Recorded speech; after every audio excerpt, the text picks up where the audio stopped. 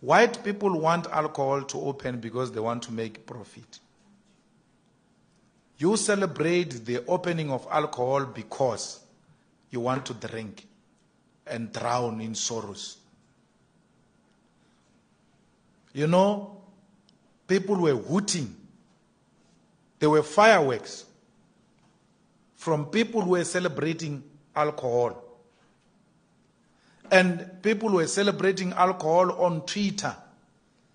Some of them, if you scroll down to when the lockdown started, they were tweeting and asking for money for electricity, asking for food parcels, saying to us that the ANC is discriminating us against food parcel.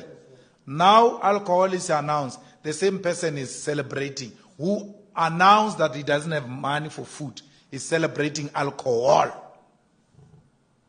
Some of this stupidity must not be tolerated. You must start acting responsibly. There is nothing good about alcohol. Alcohol is destructive. Alcohol destroys families. Alcohol destroys life. Alcohol contributes to unprotected sex and spreading of diseases. That's what you are celebrating. Alcohol contributes to domestic violence, abuse of children and women. The whole activist who said, we stand against this and that, you come and celebrate the sale of alcohol.